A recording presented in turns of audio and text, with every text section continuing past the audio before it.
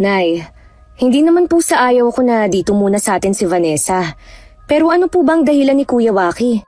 Ang sabi lang niya, magbabakasyon lang dito ang anak. Ha? 2 linggo na lang po, pasukan na. Dapat, noon pa niya pinagbakasyon dito sa atin ang anak niya. Wala ba siyang balak na papasukin yung bata? Hindi daw muna niya papapasukin sa kolehiyo. Kapos daw sila sa budget ngayon eh. Parang ang hirap namang paniwalaan. Maganda at malaki ang sahod niya. May trabaho din naman si Ate Betty. Ay, ewan ko lang, Nay, ha? Baka may ibang dahilan si Kuya na hindi sinasabi sa atin. Tsaka, bakit hindi man lang niya ako hinintay? Sabi ko nga hintayin ka. Nagmamadali daw siya dahil may pasok pa sa trabaho. Panggabi yata siya ngayon linggong to eh. Nasa na po ngayon si Vanessa? Doon ko muna siya pinapunta sa kwarto ng ama niya nung binata pa. Mukhang napagod sa biyahe kaya sabi ko magpahinga na muna. Sana hindi siya manibago dito sa atin. Alam niyo naman na probinsya pa rin ang lugar natin eh. Nag-usap naman daw sila mag-ama bago niya dinala dito ang anak. Sumang-ayon naman daw. Mamaya ko na lang siguro siya kakausapin. Susunduin ko po muna si Axel sa eskwelahan. Dumaan na rin po pala ako kanina sa palengke para bumili ng ulam natin. Ako na lang magluluto niyan. Sige na, lumakad ka na. Hello, Miss Gwen. Ako si Melanie.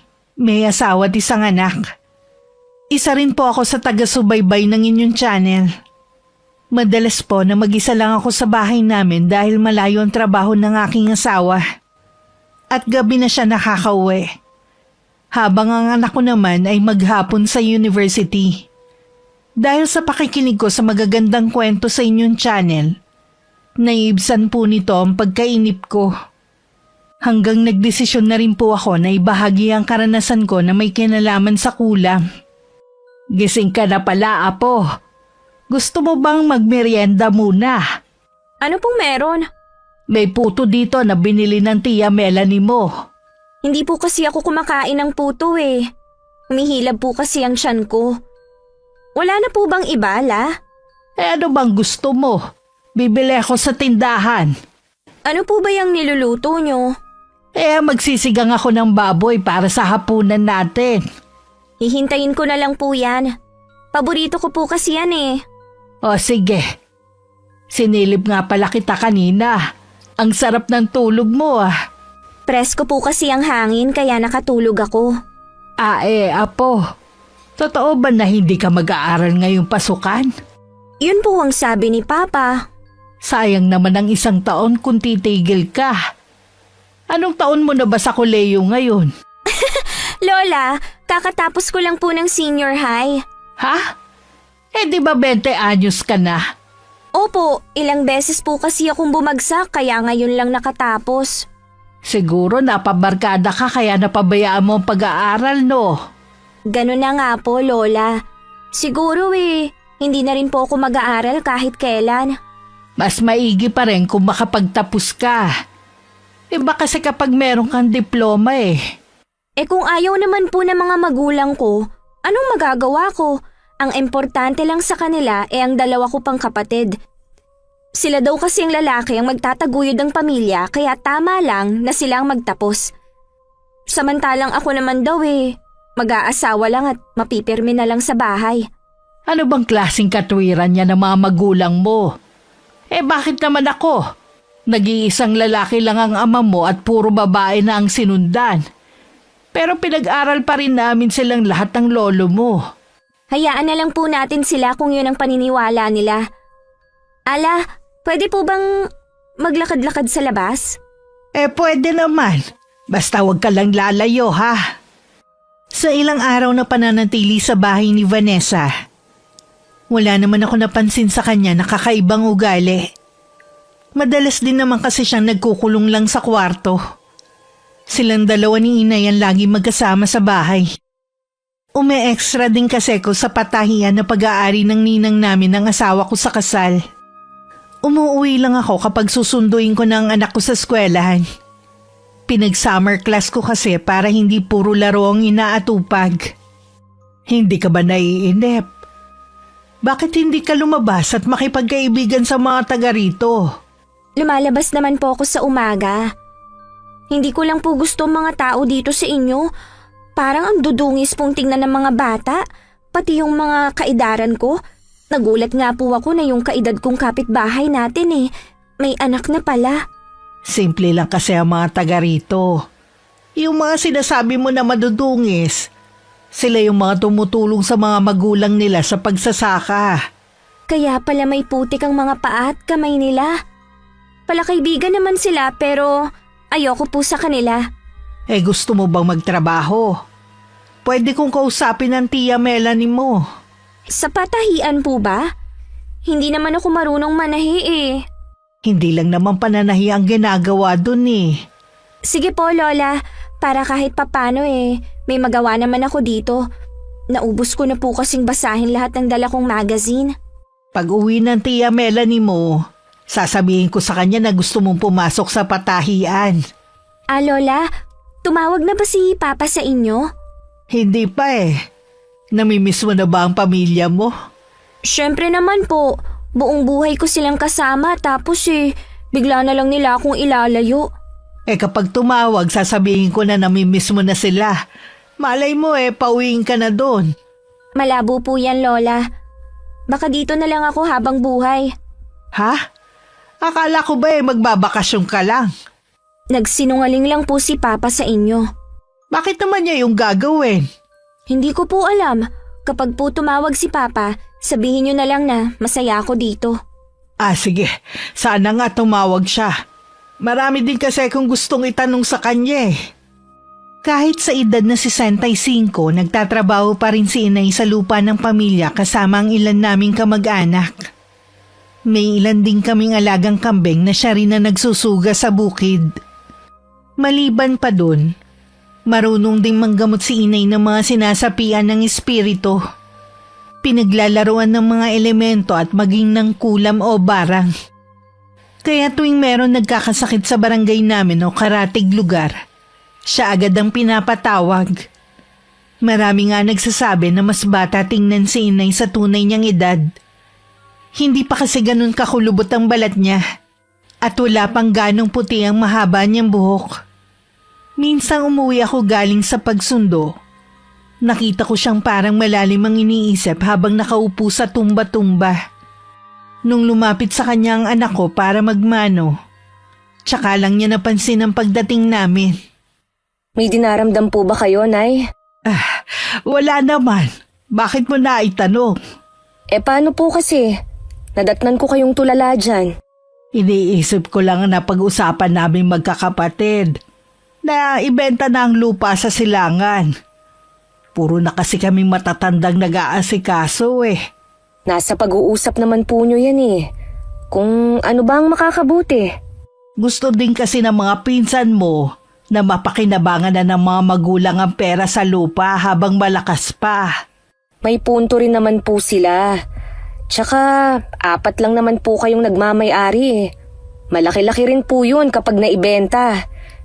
Gusto ko na nga rin po kasi na magpahinga na kayo sa kakatrabaho nyo sa bukid. Ganun na ba katandaan tingin mo sa akin, ha? Hindi naman po sa ganon, Nay. Kaya lang po hindi naman natama na pumupunta pa kayo sa bukid. Lalo na't maulan tsaka mainit ang panahon. Paano naman kasi wala naman sa inyo ang gustong mag-asikaso? Nakakaya naman ko ipapaubaya ako sa mga kapatid ko at mga pamangkin. Tapos pare-pareho ang partihan. Kaya nga po mas maganda ng ibenta na lang ninyo. Opinyon ko lang naman po yun. Kayo pa rin naman ang masusunod. Ipapatawag na lang daw ulit nila ako. Anay, si Vanessa nga po pala. Nasa kwarto niya. Nakausap mo na ba ang ninang mo? Pwede ba siya magtrabaho sa kanya? Pwede po siyang tagasalansa ng mga tela. Magaan lang po ang trabaho na yon. Kailan siya pwedeng pumasok? Sa Lunes po pwede na siyang mag-umpisa. Ay, mabuti naman. Alam ko kasi na naiinip na siya dito Kapag nasa trabaho na po siya hindi ko naman siya pababayaan. Kaya nga magiging panatag ang loob ko kasi nandun ka. Mababantayan mo ang pamangkin mo. Lingid pala sa amin ni Inay, narinig ni Vanessa ang pag-uusap namin tungkol sa lupa. Agad niya yung tinawag sa ama niya. Nang araw ding yun, dumating ang asawa ko galing sa destino niya. Noon lang din niya nalaman na nasa amin ang pamangkin ko.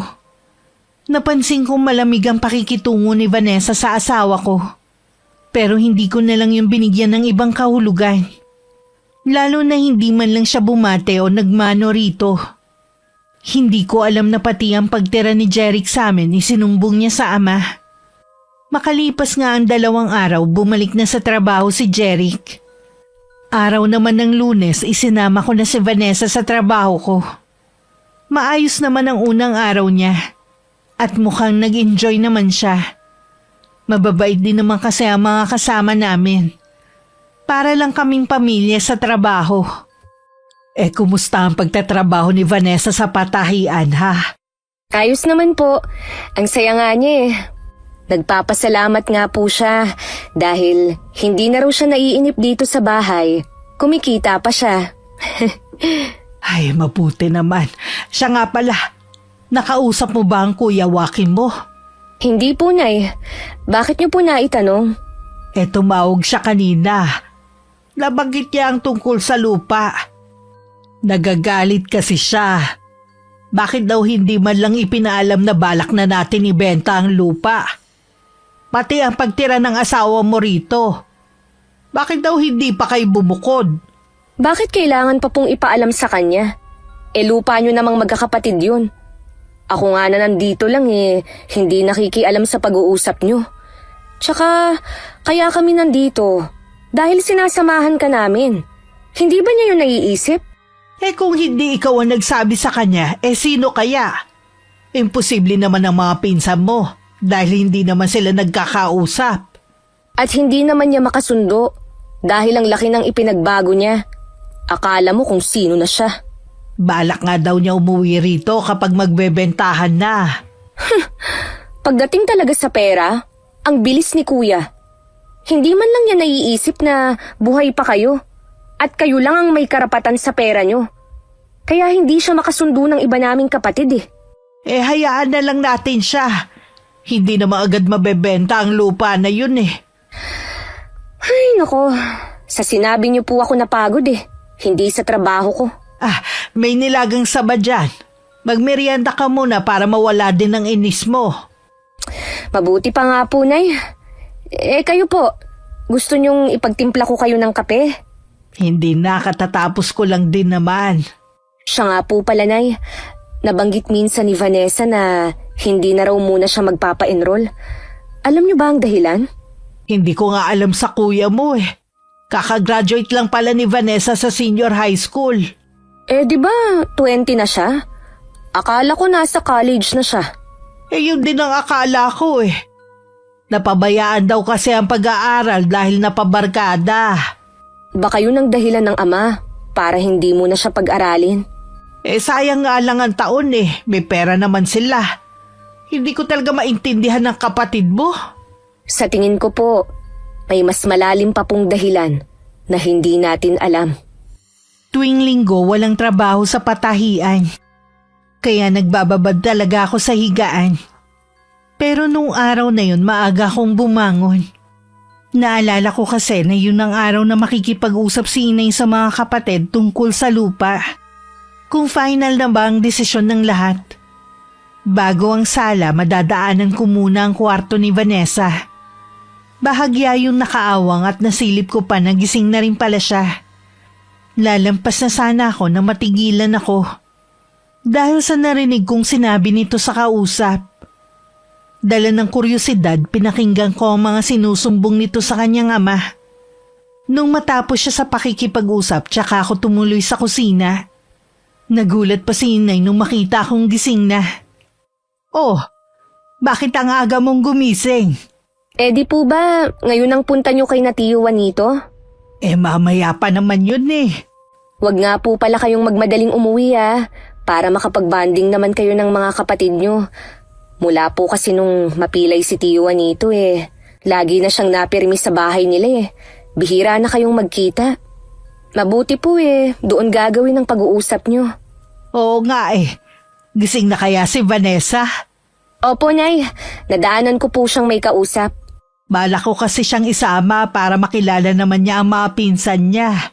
Kung ako po, Nay, wag nyo na lang siyang isama pa.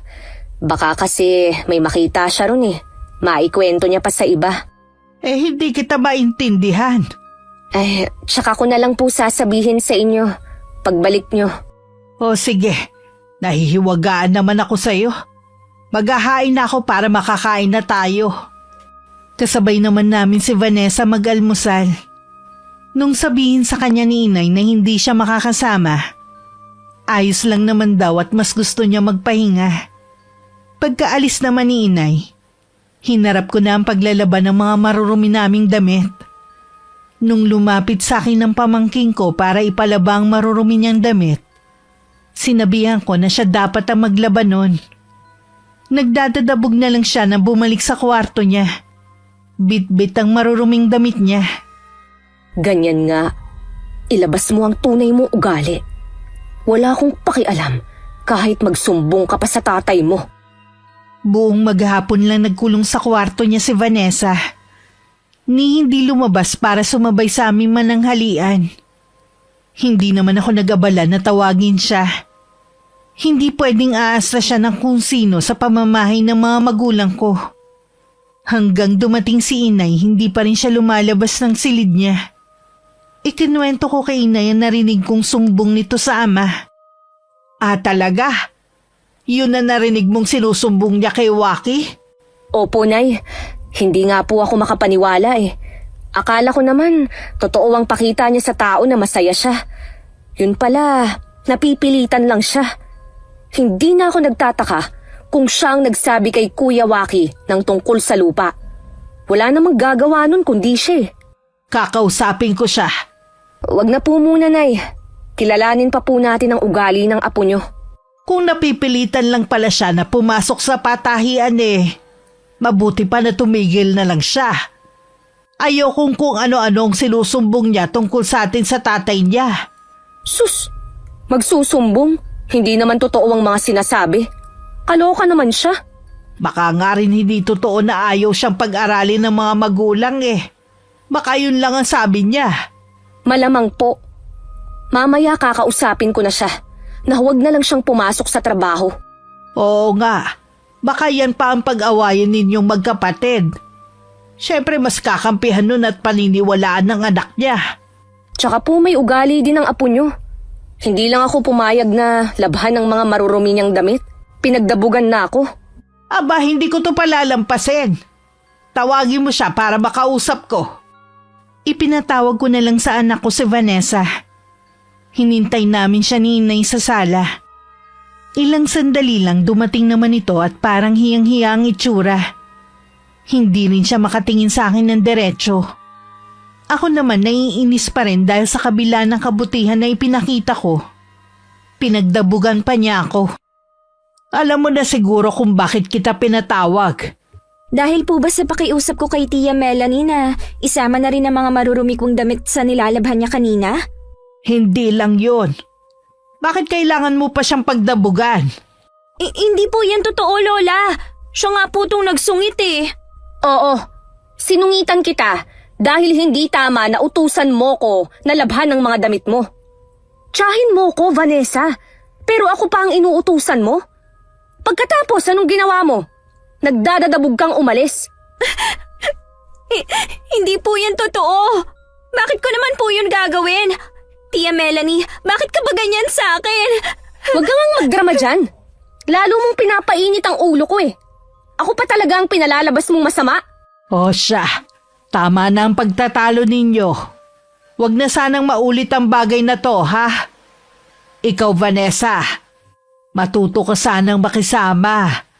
Hindi lang dito, kahit saan ka pa pumunta. Importante yon para lahat ay makasundo mo. Opo, Lola. Siya nga pala, kung napapagod ka ng magtrabaho sa patahian, pwede ka nang tumigil.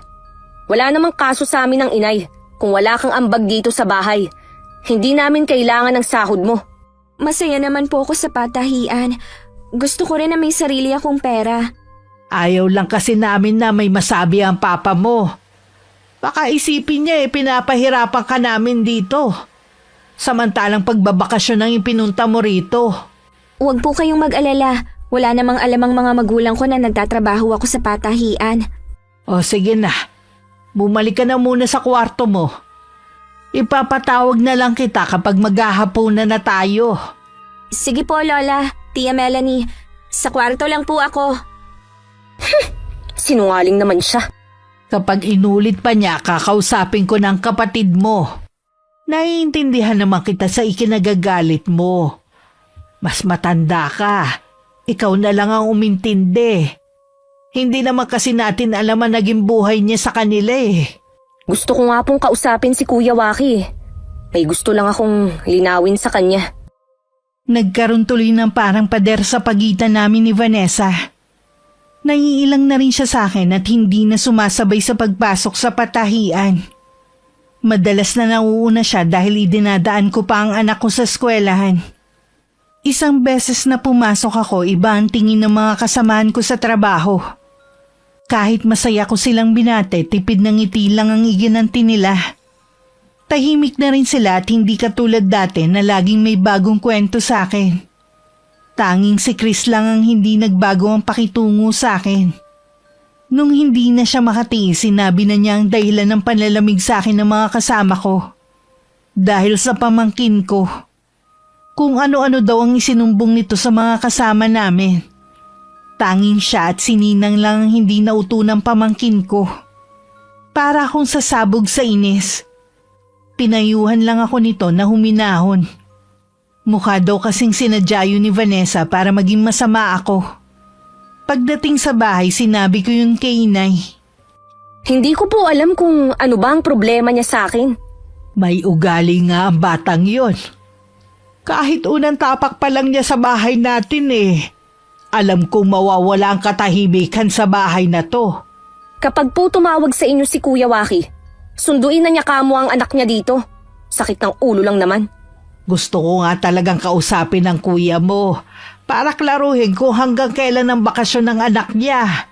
Kapag nandito po ang apo niyo, huwag tayong mag-uusap ng pwede niyang isumbong kay Kuya. Sigurado po kasi na tayo ang masama sa kwento niya. Susubukan ko makipaglapit sa kanya. Baka meron siya problema na hindi natin alam. Kayo po ang bahala. Ako kasi natabangan na sa kanya eh. Kilala niyo naman ako na mabait sa mga pamangkin ko. Pero siya kasi, iba ang ugali. Kaya hindi niyo rin ako masisisi. Alam ko naman. Ang hiling ko lang habaan mo pa ang pasensya mo. Tuluyan na nga lumayo sa akin ng mga kasama ko sa trabaho. Hindi ako makapaniwalang mas pinaniniwalaan pa nila ang pamangkin ko kaysa sa akin na matagal na nilang nakasama. Sabi ni Chris parang sanay na daw manira ng kapwa si Vanessa. Dahil laging idinadaan sa iyak. Sinubukan din daw siyang lapitan ng dalaga pero umiwas agad siya. Pinagbantaan pa raw siya nito na may gagawin para matanggal sa trabaho. Dahil araw ng sahod, namili muna ako ng baon at ilang delata kaya ginabi na ako ng uwi. Nadatnan ko pang nag-uusap si Jeric at Vanessa. Nang makita nga ako ng pamangking ko, agad siyang tumalilis ng alis. Sa silid namin meron ipinakita sa akin ng asawa ko. Hindi ko malaman kung matatawa na lang ba ako o maiiyak sa inis. Sigurado ka na ba sa desisyon mo? Opo, Nay. Sinabi ko na rin po kay Ninang. Biniro nga po ako na dapat daw mabigyan ko na ng kapatid si Axel. Anong sabi ni Jeric? Siya nga po ang nagkumbinsi sa akin Mabuti na lang po, hindi na paniwala ni Vanessa ang asawa ko sa mga sumbong niya. Hindi talaga dahil kilala ka ng asawa mo. Hindi pala alam ni Vanessa na pinsan mo si Chris at binabae yun kaya malabo ang sinasabi niya na may relasyon kayo. Sabi pa po ni Jeric, doon po muna kami sa mga magulang niya. Mas mabuti raw po kasi na umiwas na lang Ayaw naman daw po niya kasi na magkaroon sila ng hindi pagkakaunawaan ni Kuya Waki nang dahil sa anak nito. Tinatawagan ko nga si Waki Hindi naman kasi sumasagot. Sa isang linggo po luluwas kaming mag-anak. Nagyayaya po kasi si Axel sa ama na mamasyal naman kami. Doon po sa may theme park na paborito niya. Ayun, pinagbigyan naman po ni Jeric. Dadaan na lang po ako sa kanila. Mabuti po na makausap ko na siya ng personal.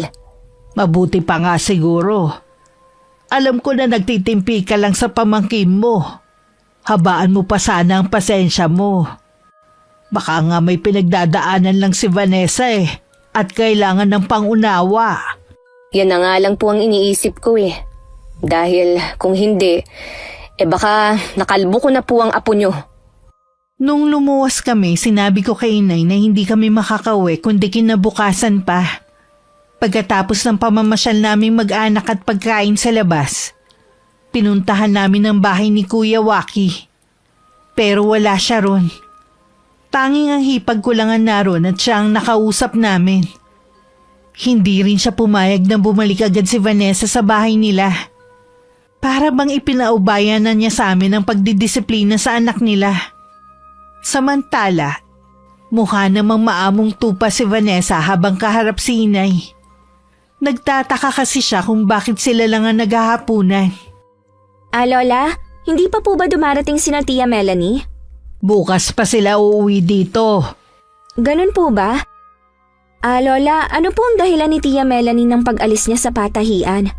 Hindi mo ba alam? Hindi po Pinatigil na siya ng asawa dahil sa sumbong mo. Lola, totoo naman po ang nakikita ko. Ayoko lang po na pagtakpan siya sa mali niyang ginagawa. Binalaan ko na po siya na tigilan na, pero hindi siya nakikinig sa akin. Ako pa ang pinalalabas niyang masama at gumagawa ng kwento. Hindi lang ako, marami kaming nakakita sa pagiging malapit nila ni Chris. Kung tutuusin, pwede nang pumasa na nakababata niyang kapatid to Totoo namang malapit silang dalawa ni Chris Dati nga tumira pa siya dito sa bahay namin. Maaga kasing naulila si Chris sa magulang. Kaya kami nang itinuring niyang pangalawang magulang. Malapit pala siya sa inyo, tapos ganun ang gagawin niya? Hindi ba siya nandidiri nun?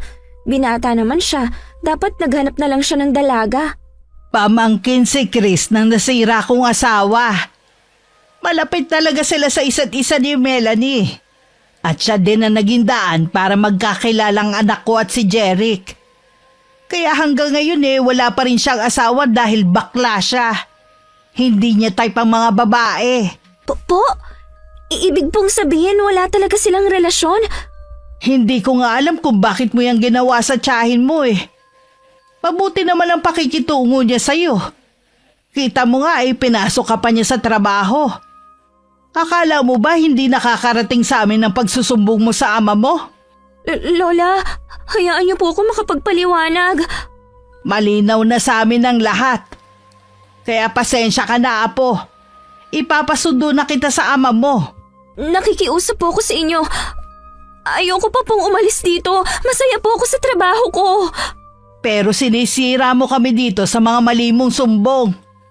Buong puso ka naming tinanggap. Pero yan lang ang gagawin mo. Wala naman talaga akong isusumbong kay Papa. Yung kay Tia Melanie, nagkamali lang po talaga ako ng akala sa kanila ni Chris. Hindi naman po sila nasirang mag-asawa Paano kung iba ang nangyari, ha? Ganun na lang ba yun? Masisira ang samahan ng mag-asawa dahil sa mali mong sumbong? Hindi ko na po yun uulitin. Hindi na talaga. Mag-impake ka na ng mga damit mo. Baka bukas o makalawa sunduin ka na rito. Hindi mo na rin kailangan pumasok pa bukas sa trabaho. Lola. Bago umuwi dito ang mag-anak, dadaan muna sila sa bahay ninyo. Kakausapin ni Melanie ang mga magulang mo para malaman namin kung may problema ka. O sadyang ganyan na ang ugali mo. Akala ko pa naman po mabait kayo. Yun pala, wala rin kayong ipinagkaiba sa mga magulang ko. Nakita mo naman kung paano ka namin tinanggap. Ikaw ang may problema. Ayokong masira ang katahimikan sa bahay na ito. Kaya mabuti pang umuwi ka na lang sa inyo. Sige po, kung yan ang magpapasaya sa inyo. Masaya kami na nandito ka, kaya lang Huwag niyo na pong ituloy, Lola. Paulit-ulit niyo namang sinasabi na kasalanan ko na ako ang may problema. Pasensya na po. Nawala na ako ng ganang kumain. Iba talaga ang ugali niya. Sana magbago pa rin siya para din naman yun sa kanya. Buong gabi kong hindi makatulog.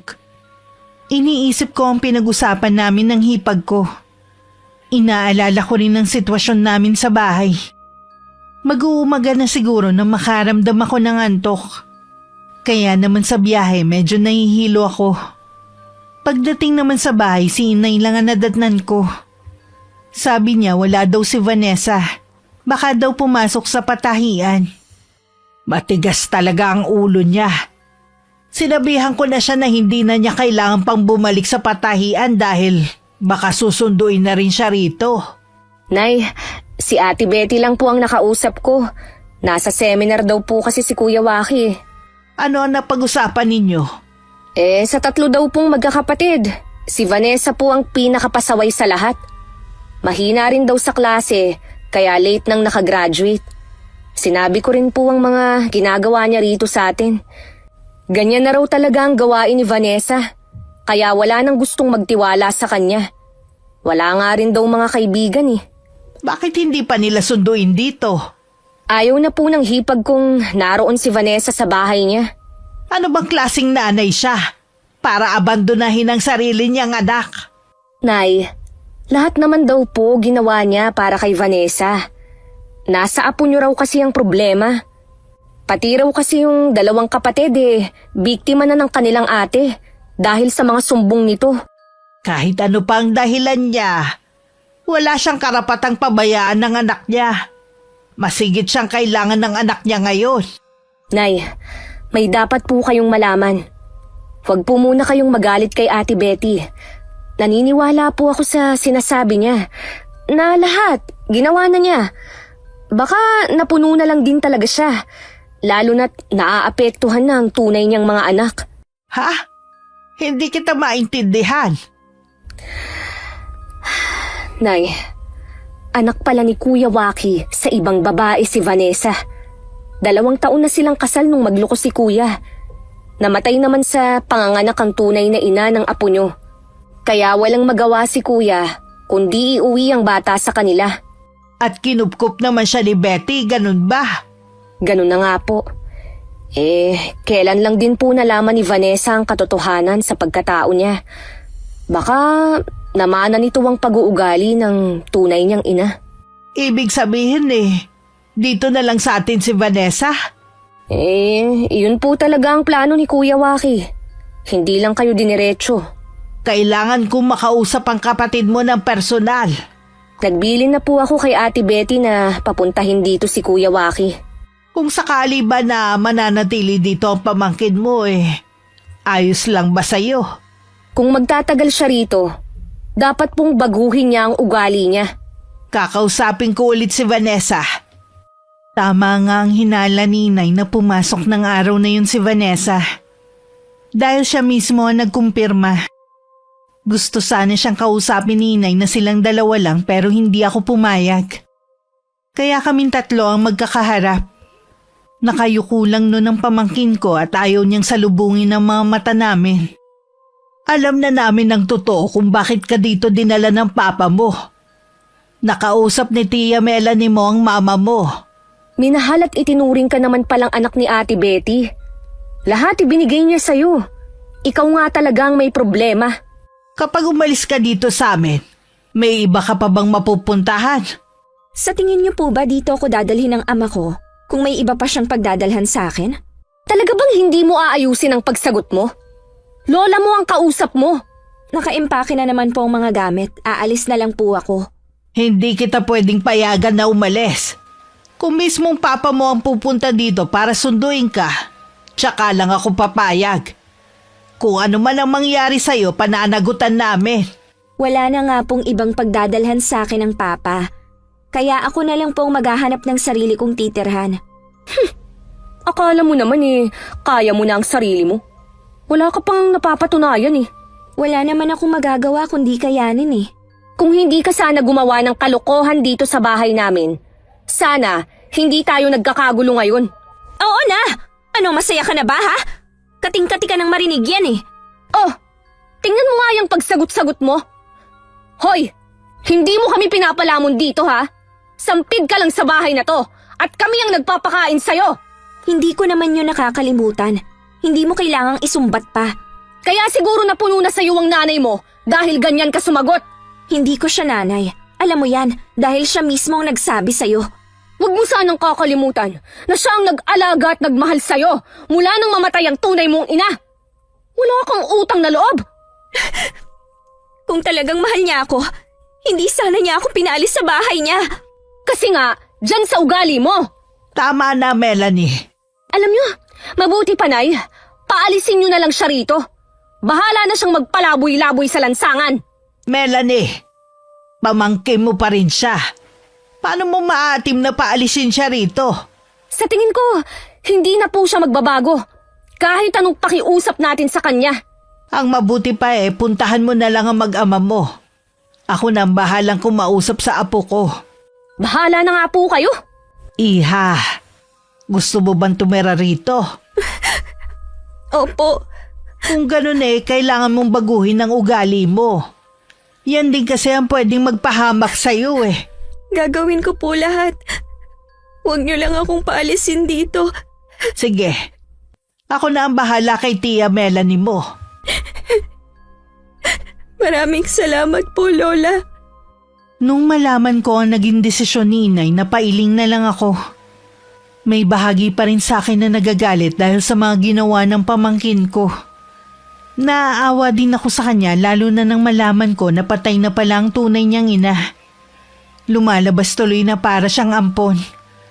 Kahit tunay naman niyang ama si Kuya Waki. Hindi rin siya umalis sa patahian. Ako naman sa bahay lang. Minsan naiisip kong masarap din pala ang nasa bahay lang, kahit nakakainit. Si nanay madalas nasa bahay ng kapatid na panganay. Habang lumilipas kasi ang mga araw, humihina na ang kuya niya. Kaya nagmamadali na rin silang maibenta ang lupa para naman mapakinabangan nito bago siya pumanaw. Sabi nga ng tiyong mo kanina, kahit hindi na raw mapakinabangan ng pera sa lupa niya, wag lang kami papayag na baratin. Hahayaan na lang daw niya na mapakinabangan ng asawa at mga anak. Mas sinaalala po niya ang maiiwan. Oo nga. Sa tingin ko naman handa na naman siya sa pwedeng mangyari. Kahit na po, magiging masakit pa rin po sa pamilya niya kung sakaling mawawala na siya. Sa lahat ng mga kapatid ko, si Kuya Juanito talaga ang pinakababait sa lahat. Mula noon kami laging ang iniisip niya. Sana bigyan pa siya ng panibagong lakas para mabuhay ng mahaba. Siya nga pala. Dumating na ba si Vanessa? Wala pa po. Baka nag-overtime. Masama pa rin ba ang loob mo dahil hindi ko siya pinaalis? Hindi na po, Nay. Naisip ko na bigyan pa siya ng isa pang pagkakataon para magbago. Salamat, Iha. Alam ko lalambot din ang puso mo sa kanya. Hindi nga ako nagkamali. Pamangkin ko pa rin siya. Hindi po pwedeng pabayaan ko na lang siyang mapahamak. Salamat naman na linawan ka na rin. Alam ko namang mas magiging matimbang pa rin sa'yo ang dugo. Alam kong nahihiya sa akin ng pamangkin ko. Kaya hanggang ngayon umiiwas pa rin siya sa akin. Kahit siya ang may kasalanan, ako na lang din na nagpakumbaba at unang lumapit sa kanya. Sadya ko talagang hinintay siya sa may sala. Ilang sandali nga lang pumasok na siya ng bahay. Bahagya pa siyang natigilan na makita kong nakaupo sa sofa at nakatingin sa kanya. Akma na sana siyang tatalikod nang tawagin ko. Hindi habang buhay ay pwede mo akong iwasan. Nasa iisang bahay lang tayo. Gusto mo bang habang buhay na lang tayong magkakailangan, ha? Ano po bang kailangan niyo sa akin? Gusto ko sana na magkaayos na tayo. Tingin ko kasi hindi ka nababalikan ng iyong ama. Ang laki po ng nagawa kong kasalanan sa inyo. Magagawa niyo pa po ba akong patawarin? Oo naman, Vanessa. Hindi kami pinalaki ng mga magulang namin para magtanim ng galit sa kapwa. Bagkus, magpatawad. Kahit gaano pa kalaki ang naging pagkakasala sa amin. Pangako po, magbabago na ako. Ang totoo niyan, masaya po ako dito. Sa inyo ko lang po naramdaman ang tunay na pagmamahal at pagmamalasakit. Huwag mo lang sabihin. Gawin mo habang hindi pa huli ang lahat. Para din naman sa'yo ang sinasabi namin ni nanay eh. Opo, para po sa inyo ni Lola, ay gagawin ko. Siya nga pala, nag-usap kami ng inay tungkol sa'yo. Mas gusto kasi namin na mag-aral ka kesa magtrabaho sa patahian. Sinabihan na po ako dati ni Papa na hindi na ako makakapag-aral. Total naman daw walang pumapasok sa utak ko. Ay nako, yun talagang ama mo. Imbis na hikayatin ka, namintas pa eh. Siya rin naman nung nag-aaral eh, mahina rin ang utak. Late na rin kaya siyang nagtapos. Pinilit lang talaga siya ng mga magulang namin dahil nag-iisa siyang lalaki at panganay pa. Talaga po? Wala kasing nababanggit si Papa. Siyempre, kahihiyan yun sa parte niya. Ay nako, sigurado ako, hindi rin alam yun ni Ate Betty. Baka hindi rin po magbigay ng panggastos ko si Papa. Hindi rin po ako makakapag-aral. Kami na ang bahala ni Inay sa pag-aaral mo. Gusto namin na may diploma ka na ipagmamalaki balang araw. Nakakaiyak ba ang sinabi ko? O baka ayaw mo talagang mag-aral? Pasensya na po. Hindi ko lang po mapigilan. Naiiyak po kasi ako. Gusto ko talagang mag-aral. Ang bait niyo po sa akin. Yun naman pala eh. Kaya sa pasukan, sasamahan na kitang mag-enroll. Pwede po ba na habang naghihintay ako ng klase magtrabaho muna ako sa patahian? Gusto ko lang po kahit pambaon makapag-ipon ako. O sige, wala namang problema yon. Nagulat pa ako nung biglang yumakap sa akin ng pamangking ko habang umiiyak. Gumanti rin ako ng yakap at tinagod ko ang likod niya. Alam kong tuluyan na nabuwag ng mga oras na yun ang pader na namamagitan sa amin. Tama nga si Inay, na kailangan lang ng pangunawa ng dalaga.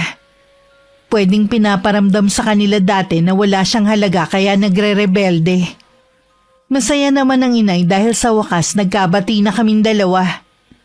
May magandang balita rin sa kapatid niya. Bumubuti na daw ang lagay nito. Hindi ko na rin ulit tinangkang tawagan ng kapatid mo mula nang patayan niya ako ng cellphone. Bahala siya kung gusto niyang dalawin ng anak niya rito. Pumunta na lang siya. Wala naman talagang pakialam si Kuya Waki. Palibhasa kasi, sunod-sunuran din siya sa asawa niya. Dahil mas may kaya yun sa buhay. Ganun na nga. Mga apo ko nga lang sa kanya ang hindi ko nakikita at nakakasama eh. Si Vanessa kailan lang niya dinala rito. Kaya nga po naisip ko na rin na kupkupin na lang si Vanessa. Maiba nga pala ako. Nabalitaan mo na ba yung tungkol sa pinsan mong si Chris? Ano po ang tungkol sa kanya? Nakaalitan daw ni Gigi. Yung pamangkin ni Aling Lume. Si Giselle po ba ang tinutukoy niyo? Ang alam ko po, sa Maynila yung nagtatrabaho ah. May 1 linggo na daw yung nakabalik dito sa atin. Ano po kaya ang dahilan ng pag-aaway nila? Sabi dahil daw sa lalaki. Inaagaw daw ni Chris yung nobyo ni Giselle. Kausapin mo nga ang pinsan mong yun. Pambihira talagang baklang yun. Pinapayuhan ko naman yun na huwag nang lalandi dito sa lugar natin dahil masyado pa rin konserbatibo ang mga taga rito. Makikinig na yun sa'yo dahil nagkaproblema na. Hindi po yun nagpaparamdam sa akin kasi alam niyang masesermonan ko siya. Natatakot yun eh. Puntahan mo na lang sa kanila. Sige po, ngayon ko na pupuntahan sa kanila. Ibiniling ko na lang ang anak ko kay Inay. Baka kasi magtagal ako sa bahay ng pinsan ko na may kalayuan din sa amin. Pero pagdating ko dun, wala siya at sarado ang buong bahay. Sabi ng kapitbahay na napagtanungan ko, umalis daw kasama si Jasper. Ang lalaking tinutukoy ng Ale ay ang nobyo nga ni Giselle. Mukha nga may namamagitan sa dalawa. May katwiran nga talagang magalit ang babae sa pinsan ko. Pagdating sa bahay, nagtaka pa si inay kung bakit bumalik ako agad. Sinabi ko na lang na wala si Chris sa kanila. Hindi na ako nagdagdag ng iba pang detalye. Dahil sa kakaisip sa pinsan ko, hindi ko na malaya na gabi na pala. At wala pa ang pamangking ko kung hindi pa nagsabi ang inay. Baka naman po nag-overtime na naman sa trabaho. Sinabihan ko na nga yun na wag mag-overtime Dahil hindi ko gusto na umuwi siya ng gabi. Gusto po kasing makaipon ng bata para sa pasukan. Sinabihan ko naman siyang ako na ang bahala. Hayaan niyo po. Mamayang pag-uwi sasabihan ko siya. Nag-aalala lang kasi ko sa kanya. Iba na ang panahon ngayon Dapat nga po nandito na siya kahit nag-overtime siya sa patahian. Hindi po kaya kasama ng mga kaibigan? Tumatawag yun sa akin kapag naiimbita ng mga kaibigan. Kung sa bagay nga, nagpapaalam din yun sa akin sa umaga bago pumasok Lalabas na nga po muna ako. Oh, may humintong tricycle sa tapat natin. Baka siya na ang sakay. Oo nga po, Nay. Siya na nga po. Nung makapasok sa bahay, agad na nagmano sa amin si Vanessa. Napansin ko na parang mailap ang mga mata niya. At para siyang balisa. Nung sulyapan ko ang mga kamay niya, bahagya pa yung nanginginig. Magtatanong na sana ako nang maunahan ako ni inay. Bakit ngayon ka lang? Pasensya na po, Lola. Nag-overtime po kasi ako Di ba sabi ko na sa'yo, ayokong umuwi ka ng gabi? Last na po itong mag-overtime ako. Nangihinayang lang po kasi ako.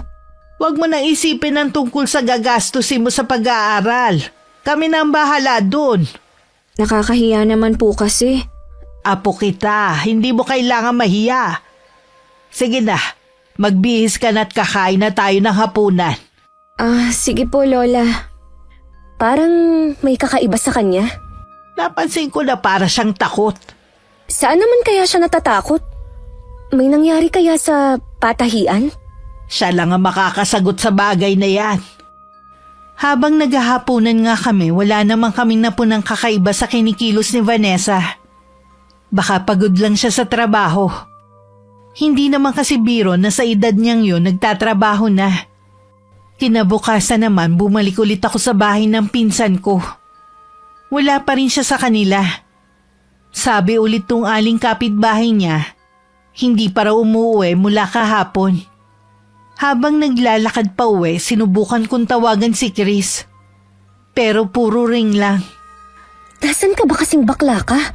Pinag-aalala mo na ako Bakit naman kasi ayaw pang tumira sa bahay? Kesa naman na mag-isa ka lang sa tinutuluyan mo. Ang bigat ng pakiramdam ko ng mga oras na yun. Kesa sumakay ng tricycle, naglakad na lang ako pauwi sa amin. Malapit na ako sa bahay nung makita ko sa di kalayuan sina Jasper at Giselle. Seryoso ang mga yun habang nag-uusap. Ewan ko ba, bigla akong kinabahan na hindi ko maintindihan. Nang mapatingin sila sa gawi ko, para silang nakakita ng multo. Mabilis silang sumakay ng motor at umalis. Napapakamot na lang ako sa ulo habang sinusundan ko sila ng tingin. Pagdating sa bahay, hinarap ko na lang ang paglilinis ng kwarto namin. Dahil darating ng araw na yun ang asawa ko. Gusto kasi nun laging bago ang sapin at punda ng mga unan. Nung dumating nga si Jeric, sandali ko nakalimutan ang pinsan ko. Hindi ko na rin nagawa ang bala ko sanang pagtatanong kay Vanessa kung nakita niya ba ito sa patahian. Saktong 4 na araw, isang masamang balita ang nakarating sa amin. Natagpuan daw ang katawan ng pinsan ko sa isang abandonadong bahay. Nadiskubre daw ang bangkay nito dahil sa masangsang na amoy. Chris! Chris! Sinong gumawa nito sa'yo? Bakit? Sana masinanap kita nung hindi kita nakita sa inyo. Matindi ang galit ng taong gumawa nito sa kanya. Sa dami ng tinamo niyang saksak sa mukha at ibang parte ng katawan, hindi na halos makilala si Chris. Kilala ng mga taga rito na mabait ang pinsan ko. Wala siyang nakakaaway na kahit sino. Malibang kay Giselle. Siya lang ang may motibo pero hindi naman niya siguro yung magagawa. Sabi ng mga pulis baka daw pagnanakaw ang dahilan. Lalo na nawawala ang mabahaling relo at kwintas ng pinsan mo. Maging ang wallet niya. Kailangang mabigyan ng hustisya ang pagkamatay ni Chris. Hindi niya dapat sinapit ang ganong kamatayan. Wala naman siyang inaagrabyado na kahit na sino.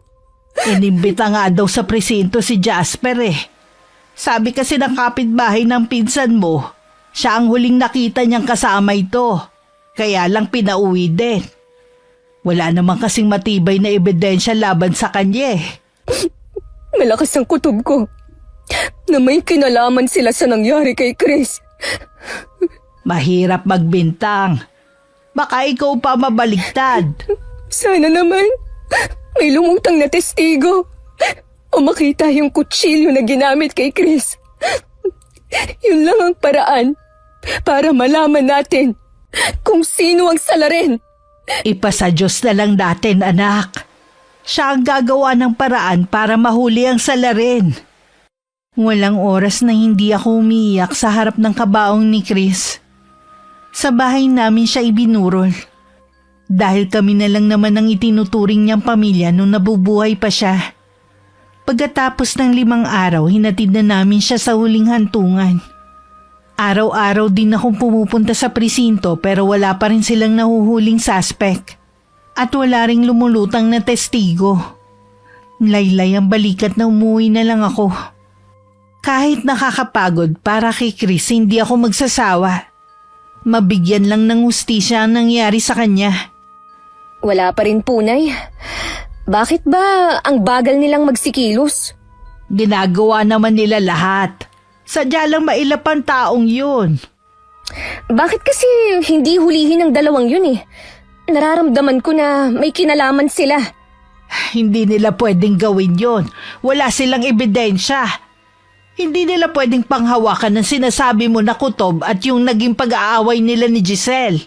Ayoko lang po na matulad sa ibang kaso ang nangyari sa pinsan ko. Ano? Mababaon na lang ba sa limot? Hindi yun mangyayari. Magtiwala ka lang. Sige na, magpahinga ka na sa kwarto mo. Tingnan mo ay ang itsura mo. Namumutla ka na at malaki na rin ibinagsak ng katawan mo. Pati anak mo napapabayaan mo na rin.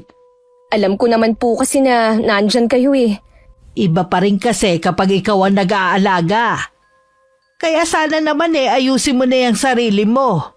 Para naman pong ganun kadali ang sinasabi nyo. Nauunawaan ko nagluluksa ka pa. Kaya lang napapabayaan mo na ang pamilya at sarili mo. Gusto mo bang magkasakit ha? Siyempre, ayoko po na Hindi ko naman gusto na maging pabigat pa sa inyo. Yun naman pala Kaya sumunod ka na lang sa akin. Magpahinga ka na muna sa kwarto nyo. Matulog ka kahit ilang oras pa. Bawiin mo ang mga nawalang lakas mo nitong mga nagdaang araw. Para hindi na lang humaba ang usapan, sinunod ko na lang si Inay. Akala ko hindi ako makakatulog. Pero paglapat pa lang ng likod ko sa higaan, para na akong hinihele sa antok hanggang mapahimbing na rin ako. Samantala ng mga oras na yun, hindi rin mapakali ang pamangkin ko. Lingid kasi sa amin ni Inay.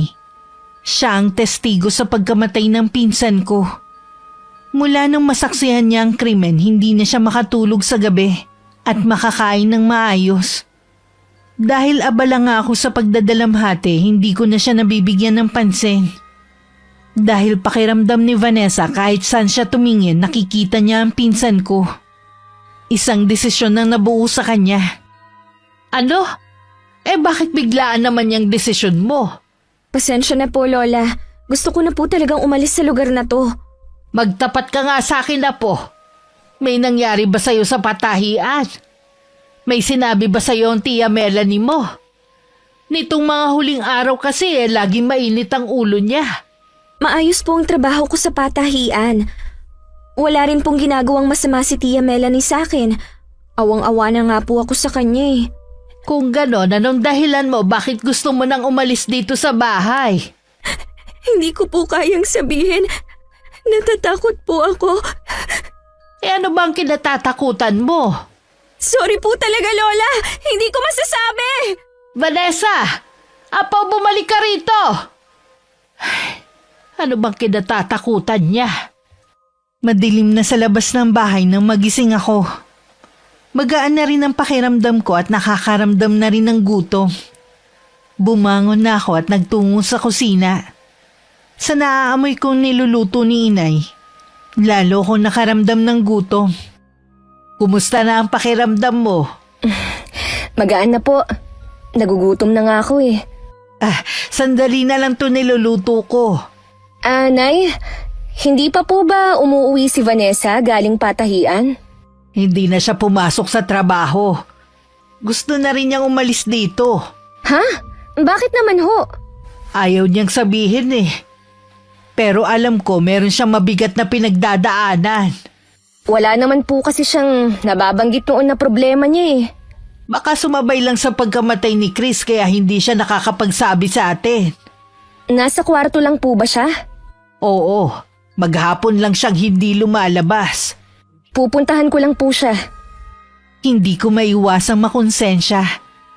Dahil may pinagdadaanan na pala ang pamangking ko, hindi ko pa alam. Mula nang magkasundo kami, naging malapit na kami sa isa't isa. Kahit yung maliliit na bagay sinasabi na niya sa akin. Kabisado ko na nga ang mga gusto niyang pagkain pati klase ng damit. Kaya kapag binibilhan ko siya dati alam ko na kahit hindi ako magtanong sa kanya. Nakailang katok din ako bago niya binuksan. Nakita ko na mamaga ang mga mata niya, tanda na umiyak siya. Sa higaan naroon ang mga damit at maleta niya. Totoo nga ang sabi ng inay na gusto mo nang umalis dito. Sorry po, Tia Melanie. Gusto ko naman po talaga dito. Kaya lang... Kaya lang ano? Bakit hindi mo sabihin ang problema mo? Wala naman po akong problema eh. Kilala na kita, Vanessa. Kaya hindi mo kailangang ipagkaila. Ano ba ang kinatatakutan mo? Wala po talaga. Wala ka sigurong tiwala sa akin. Kaya hindi mo gustong sabihin. Hindi naman po sa ganun. Kung aalis ka rito, saan ka naman pupunta? Paano ang mga plano natin? Makikiusap po ko kay Mama Betty na kung pwede na dun muna ako sa kanila. Sige, ikaw ang bahala. Tutal naman malaki ka na. Alam mo na ang tamang desisyon. Tia Melanie, alam ko po na masama ang loob niyo sa akin. Sa maiksing panahon po, minahal ko na kayong na higit sa isang ina. Kung ganun pala bakit mo kami iiwan ni inay?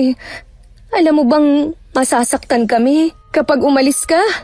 Kung magtatagal pa po kasi ako, para na akong mababaliw sa takot. Sabihin mo sa akin kung ano ang kinatatakutan mo. Magtiwala ka lang. Poprotektahan kita.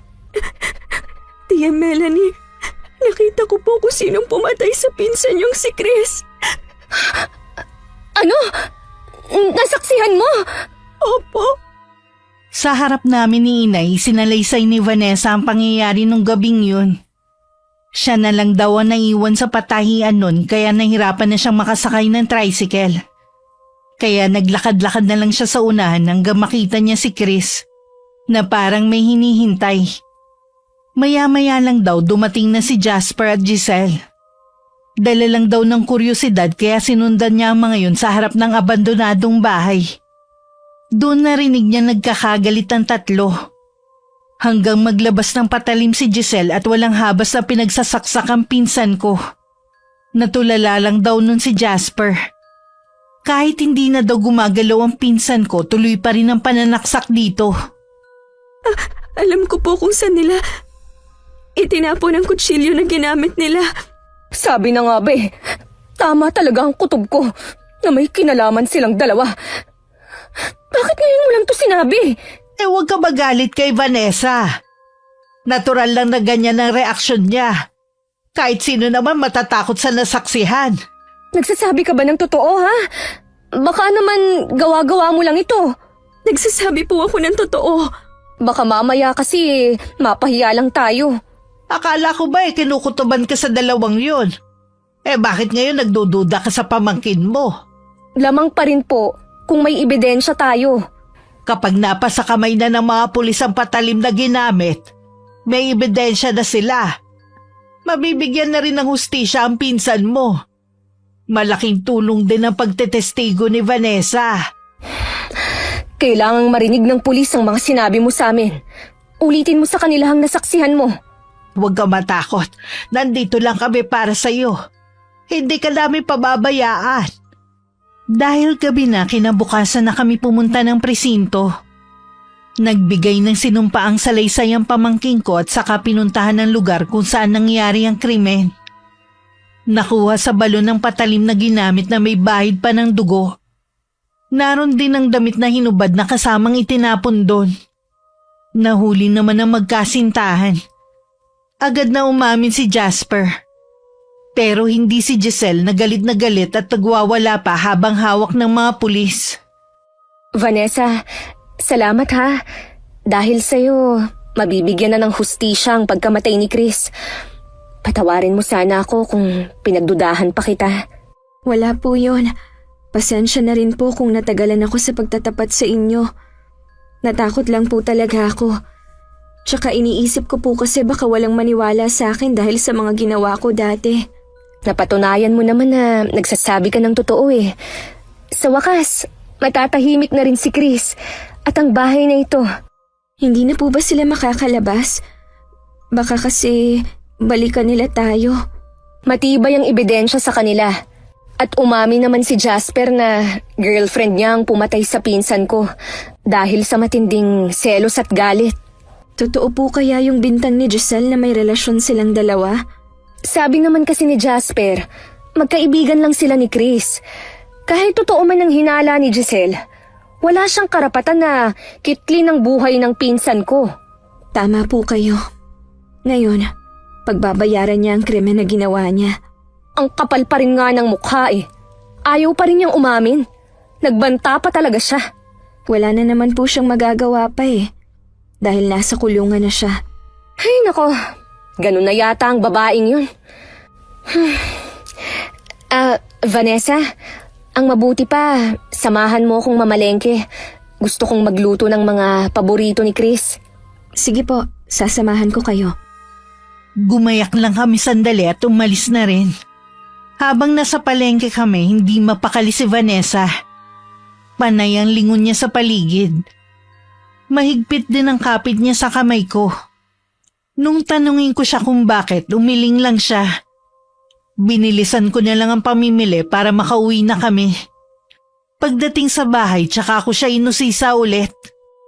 Baka pwede mo nang sabihin kung ano ang nangyayari sa'yo kanina.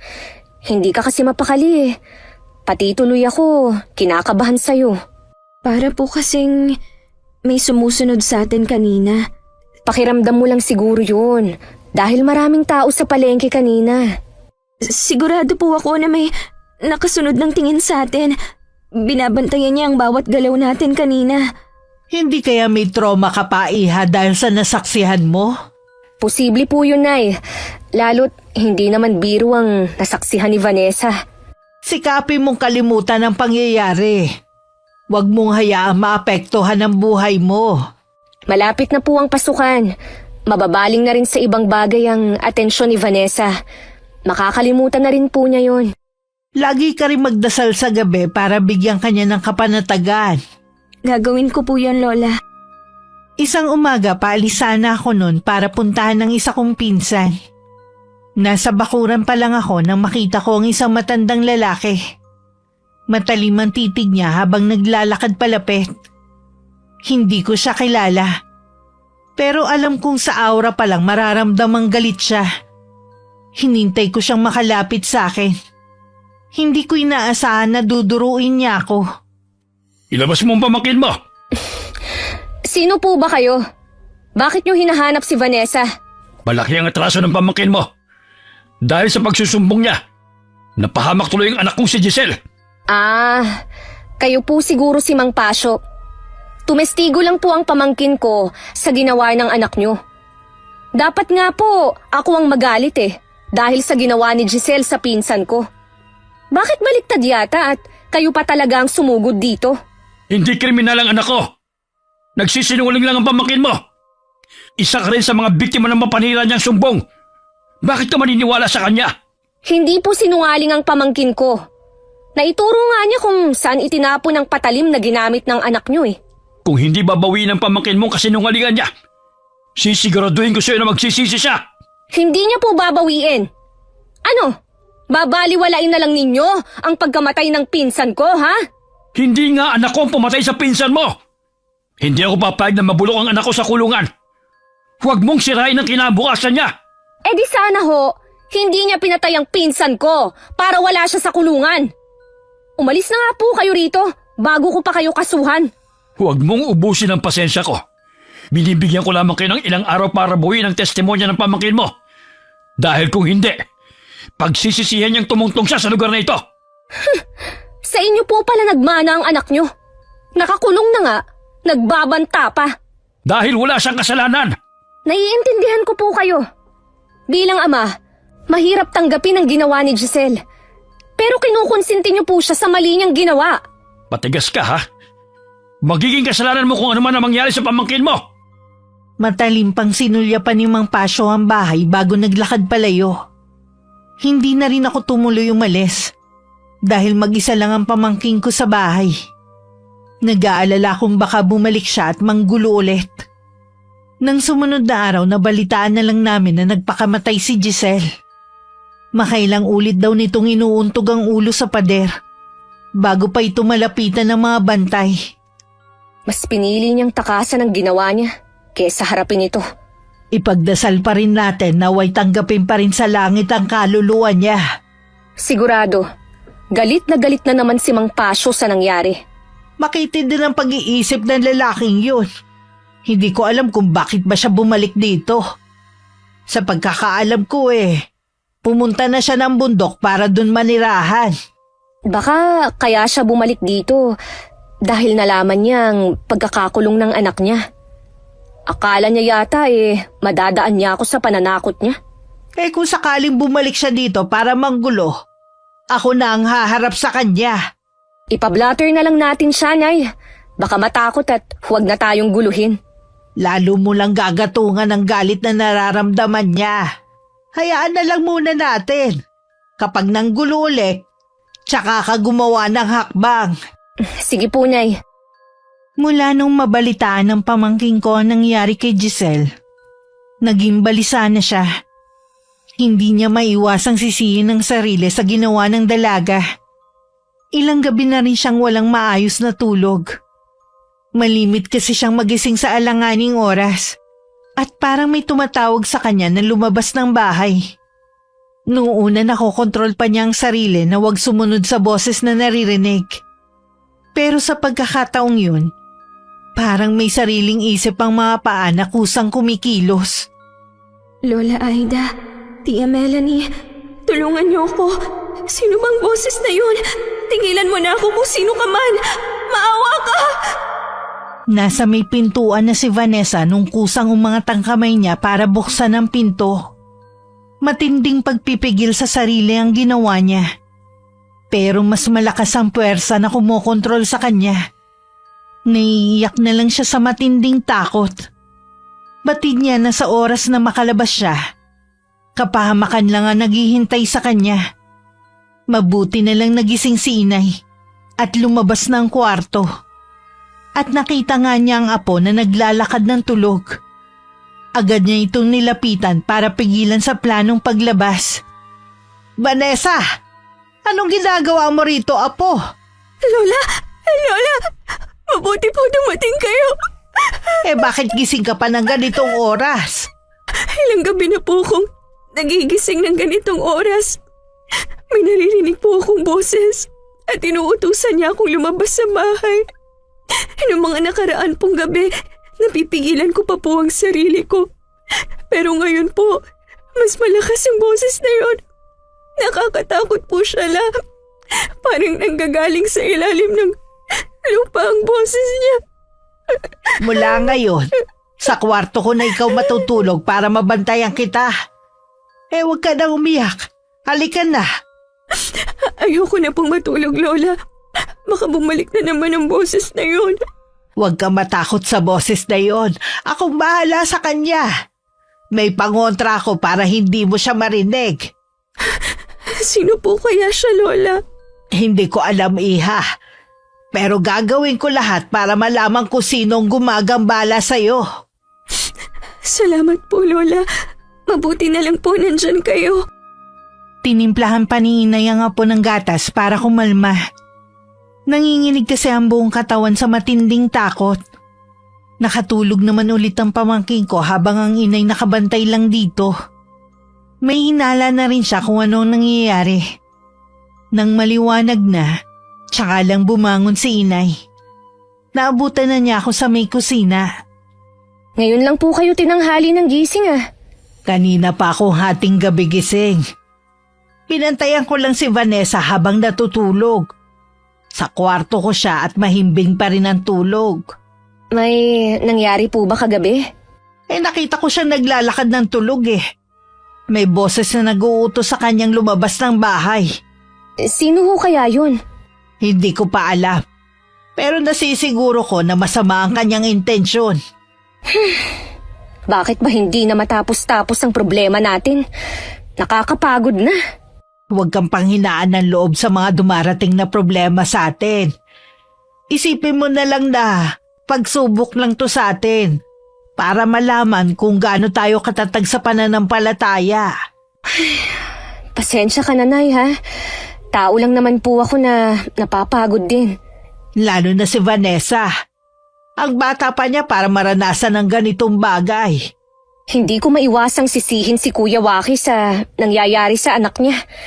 Kung hindi sana niya pinabayaan hindi aabot sa ganito. Huwag mo nang sisihin ng kapatid mo. Nangyari na eh. Tayo lang ngayon ang maaasahan ni Vanessa. Dahil sa ilang gabi ng puyat, tanghali nang nagising si Vanessa. Pinakain ko lang siya. Tapos sinimulan na ni Inay na tawasin siya. Baka meron kasing hindi namin kaurian nagkakagusto sa kanya. Pero hindi inaasahan ni Inay ang makikita sa kanyang tawas. Kitang-kita sa kanyang sindak. Hanggang matapos hindi siya nagsalita. Ano kaya ang nakita ni Lola sa tawas niya? Hindi ko alam Pero wag kang mag-alala. Magaling manggamot si Inay. Oo nga po. Mula nung hinilot niya ako, gumaan na ang pakiramdam ko. Huwag ka munang lalabas ng bahay hanggat walang sinasabi si Inay. Kapag hindi ako busy, pwede naman kitang samahan. Opo. Sa palagay niyo po kaya, parusa na to sa akin? Hindi Grabe ka naman magsalita. Meron nga mas matindi pa ang nagagawang kasalanan. Hindi naman napaparusahan. Nagbago naman na ako. Bakit nangyayari pa to sa atin? Vanessa, huwag mo kasing isipin na parusa yan sa'yo. Kahit sino naman nakakaranas ng mga pagsubok sa buhay. Pero hindi naman po pangkaraniwan ang nangyayari sa akin Mahirap ipaliwanag kung saan nanggagaling ang boses na naririnig ko. Si Inay na ang bahala. Mamayang gabi, wala ka ng maririnig na boses. Makakatulog ka na ng mahimbing. Dahil malaki ang tiwala ko kay Inay, akala ko nagamot na niya si Vanessa. Kaya ganun na lang ang gulat namin nung muli na naman siyang naglakad ng tulog. Gising nun si Inay. At nakita niyang bumangon ng apo at lumabas ng kwarto. Parang nakagapos ang paa at kamay niya na hindi siya makakilos. Kahit anong tawag niya sa pangalan ng pamangking ko, hindi siya naririnig. Naalimpungatan naman ako at nakita ko ang bukas ang pinto ng sala. Dali-dali akong lumabas. Nakita ko si Vanessa sa gitna ng kalsada at may paparating na truck. Mabilis ko siyang nilapitan at saka hinila. Magpapakamatay ka ba, ha? Tia Melanie, anong ginagawa ko dito? Naglakad ka na naman ng tunog. Mabuti na lang, nagising ako sa malakas na pagtawag sa'yo ni Inay. Mabuti pa! Pumasok na tayo sa loob ng bahay. Wala po kong maalala. Sa loob na lang ng bahay tayo mag-usap.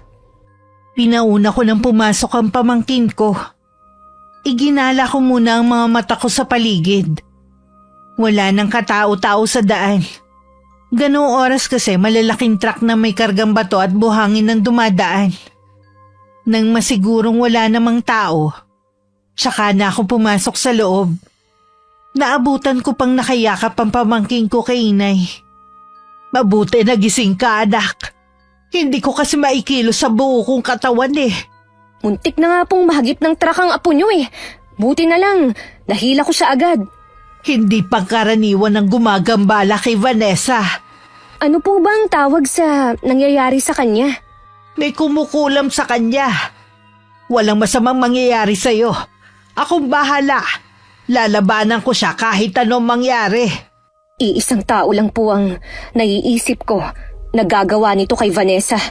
Wala na ngang iba. Kailangan ko siyang makausap ng personal. Hindi na rin naman po siya bumalik dito eh. Alam niyo po ba kung saan nakatira si Mang Pasyo? Oo, pupuntahan ko siya mamaya kapag lumiwanag na. Humigop lang na mainit na kape si inay bago siya lumakad. Gusto ko sana siyang samahan pero walang kasama sa bahay ang anak ko at pamangkin. Sumama kay inay ang pinsan kong lalaki na may kakayanan ding manggamot. Nasa dulo ng baryo namin ang bahay ni Mang Pasyo. Sinadya niya para walang makaalam sa ginagawa niyang pangungulam. Isang maliit na kubo ang nakita nila. Sinabihan lang ni inay na maiwan lang sa tricycle ang pinsan ko. At siya na ang bahalang humarap sa matandang lalaki. Lumabas ka sa kubo, Pasyo! Harapin mo ako!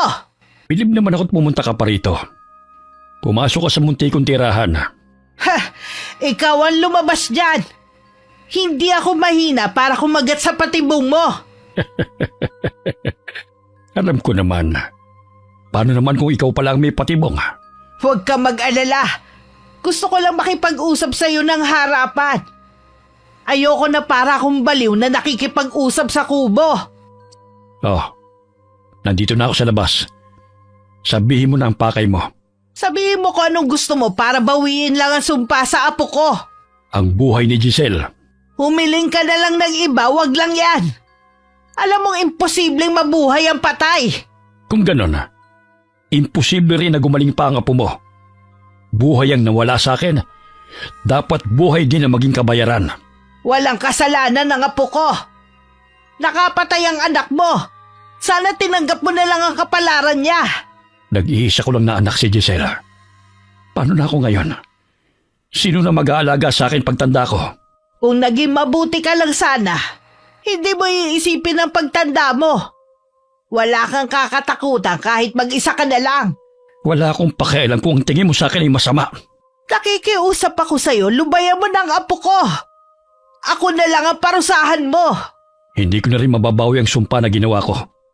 Walang lunas sa kulam ang ginawa ko sa kanya. Baka sa mga oras na ito'y kumakalat na sa buong katawan ng apo mo ang lason. Oras na sumambulat yun. Wala ka na magagawa pa. Wala kang puso! Magulang ka rin. Naiintindihan mo dapat ang nararamdaman ko. Nauunawaan ko ang pagdadalamhati mo. Pero hindi mo ba naiisip kung bakit nagkaganon ang anak mo? Baka may kasalanan ka rin. Nasaan ka ng mga panahong lumalaki si Giselle? Nasa bundok ka. Kaya hindi mo nasubaybayan ang paglaki niya. Hindi mo siya tinuruan na maging mabuting tao.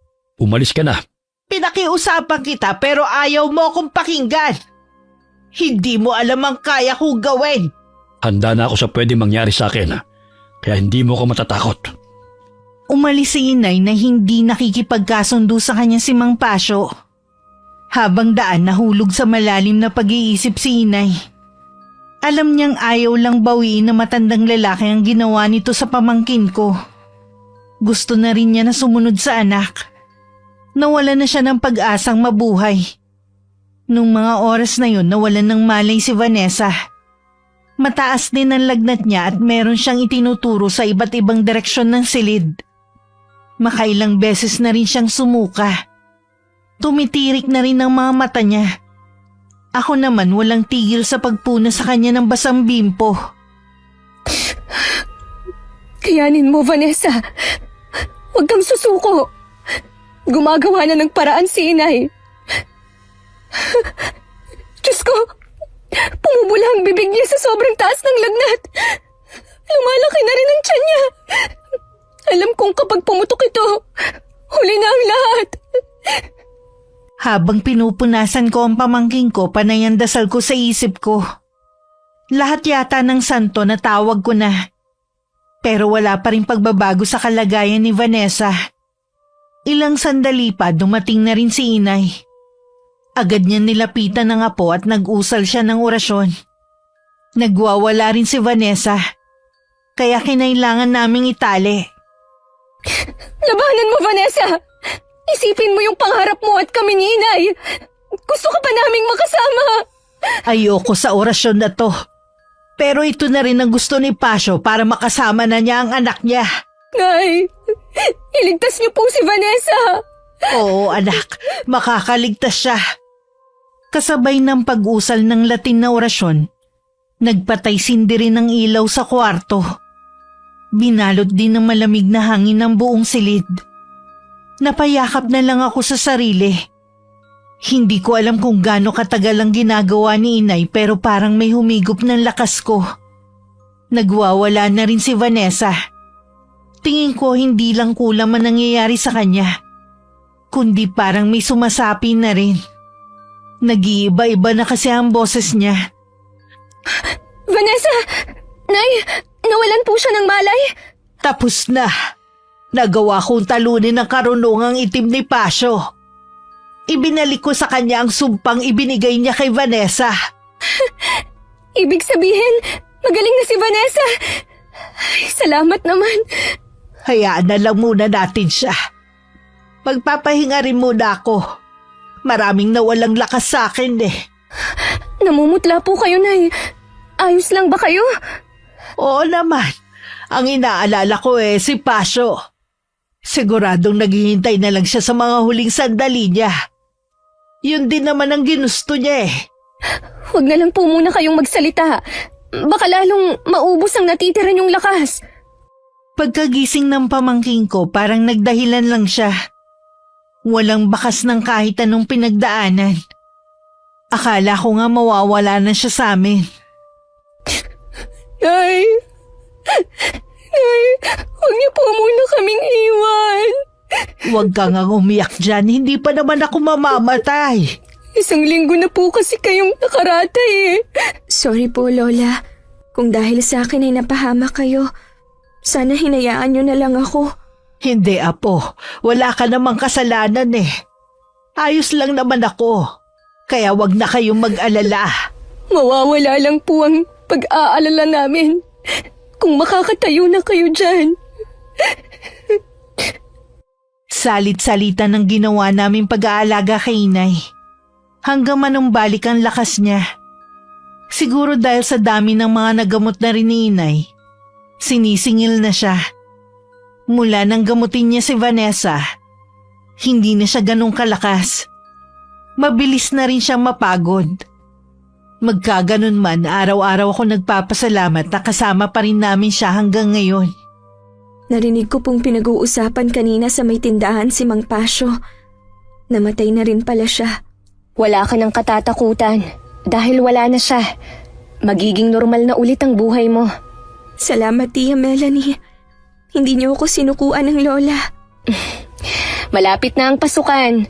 Mababaling na rin sa pag-aaral ang atensyon mo. Magiging mabuting estudyante ako para wala akong maapakan na kapwa ko. Pagbubutihin ko rin para hindi sayang ang pagpapaaral niyo sa akin.